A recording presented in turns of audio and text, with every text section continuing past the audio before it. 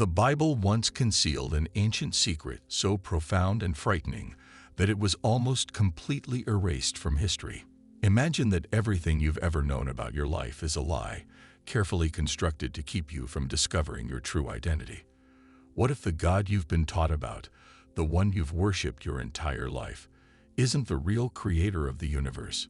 What if this God has been deceiving you, keeping you from knowing the truth about who you are and your place in the cosmos? These are the very ideas the Gnostics propose, and it's exactly why their beliefs were banned, erased, and destroyed by the early Christian church. Gnosticism, an ancient and enigmatic belief system, was systematically wiped out by the early church for challenging the very foundation of what became mainstream Christianity. The Gnostics didn't just believe in a different God, they rejected the idea that the God depicted in the Bible was good, or even real. Instead, they claimed that the true God was a hidden entity, and that humanity was composed of divine sparks, fragments of this higher spiritual being. According to Gnosticism, the physical world we inhabit is a prison, a trap designed by a false God to keep us from realizing our true nature and our immense, untapped power. One of the key ideas that ties Gnosticism to today's world is the concept of volunteers and the New Earth.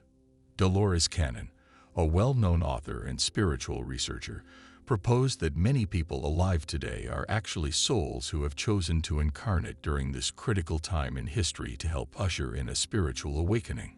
She called them volunteers, and they have come to guide humanity toward a higher consciousness. This idea, the notion that there is more to life than the material reality we experience on the surface, connects deeply with the Gnostic teachings. Both offer a vision of spiritual enlightenment and a quest for the truth, a truth that has been concealed for ages.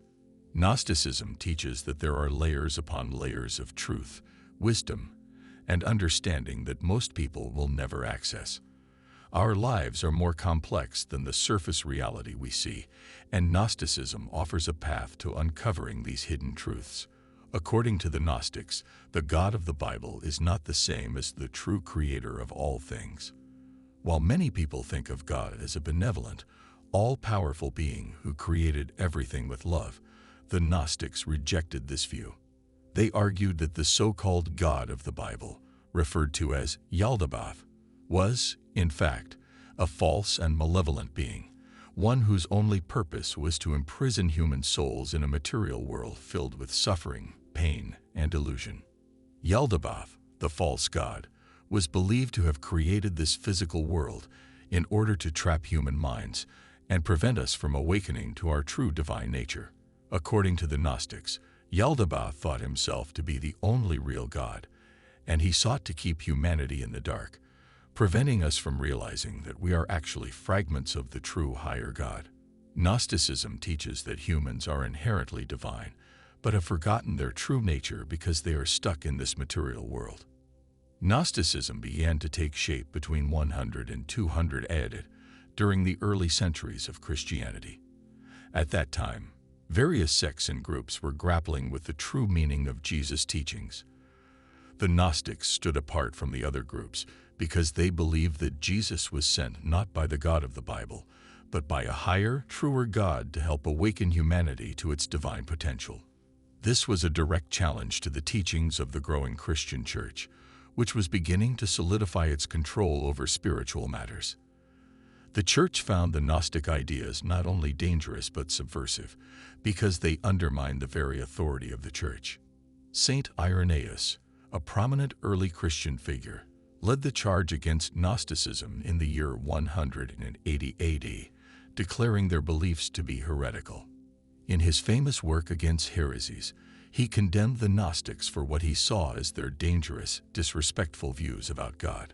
He argued that the Gnostics' belief in secret, hidden knowledge was a direct threat to the church's power over the spiritual lives of people.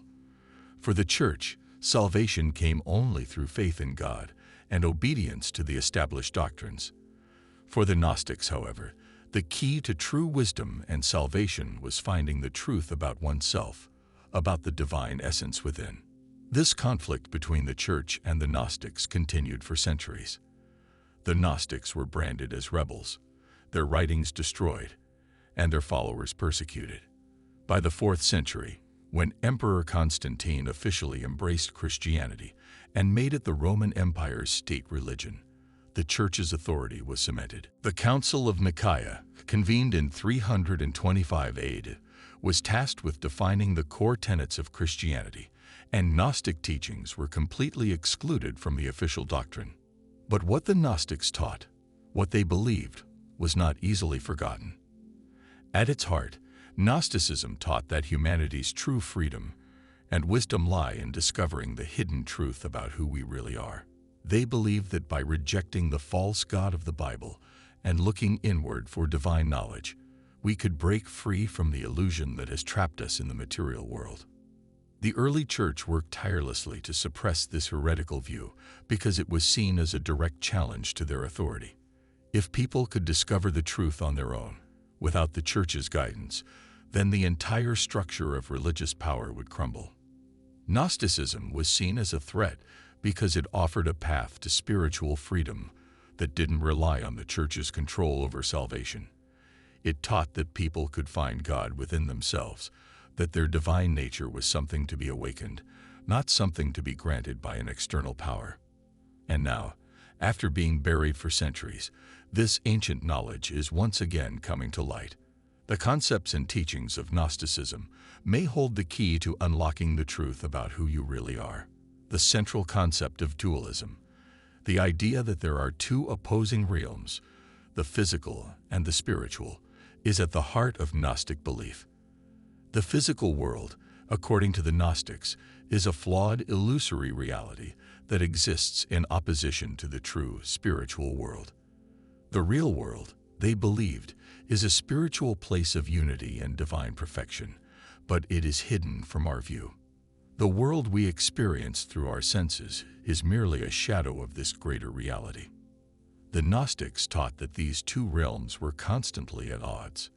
The physical world, created by the false god Yaldabaoth, is full of suffering, pain, and illusion. But the true spiritual world is pure, and it is only by awakening to our divine essence that we can see through the illusion of the material world. This conflict between the physical and the spiritual was not just about good versus evil, but about two cosmic forces in opposition, the divine truth and the falsehoods of the material realm. Gnosticism also offers a unique perspective on the concepts of good and evil. For the Gnostics, these weren't simply moral categories, but represented the forces at work in the world. Good was the realm of the divine, the spiritual, and the true, while evil was the material world, a world created by the false god to keep humanity trapped and ignorant. The battle between light and darkness, in this view, is not merely a personal or moral struggle, but a cosmic conflict between the forces of truth and illusion. For the Gnostics, the key to escaping this false world was knowledge. But not just any knowledge. Gnosis, or hidden knowledge, was what could awaken us to our divine nature and help us transcend the illusion. Gnosis, in their view, was the realization that we are not ordinary human beings living in a material world. We are divine beings trapped in an illusory realm. Once we awaken to this truth, we can begin the process of freeing ourselves from the material world and returning to the spiritual realm. This knowledge wasn't something that could be simply taught or learned in the traditional sense. It was a spiritual awakening that had to be experienced personally. When a person truly understood their divine nature, their entire perception of the world would shift. They would see through the illusion of the material world and reconnect with the divine essence within themselves. The Gnostic view of the material world as an illusion bears a striking resemblance to modern philosophical and scientific ideas.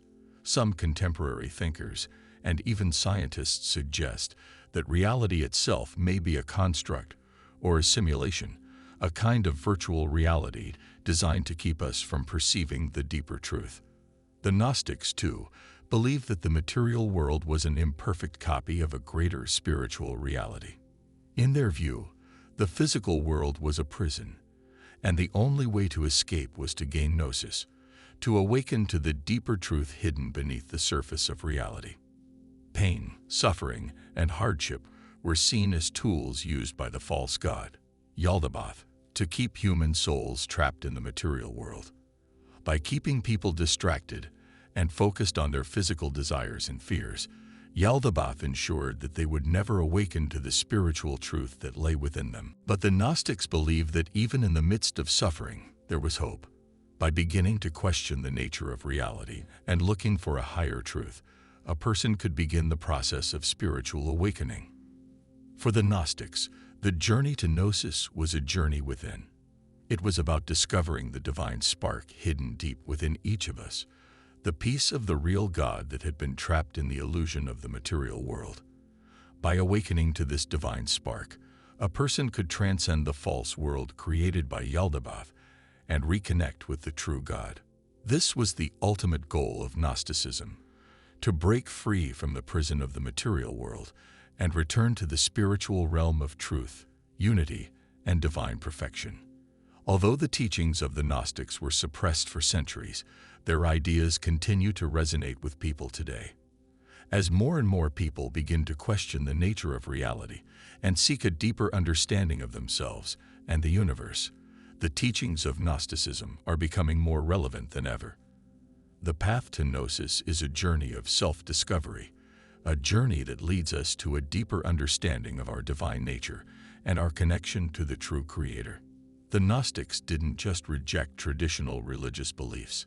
They offered a new way of understanding the world, one that emphasized inner truth and personal experience over external authority. In their view, salvation was not something that could be granted by an external God or a religious institution. It was something that each person had to discover for themselves through the pursuit of hidden knowledge and spiritual awakening. So ask yourself, are you ready to uncover the hidden truths about your own existence? Are you ready to awaken to your true divine nature? The path to Gnosis is not easy, but it is the most important journey you will ever undertake. The answers are within you, waiting to be discovered, and the time to seek them is now.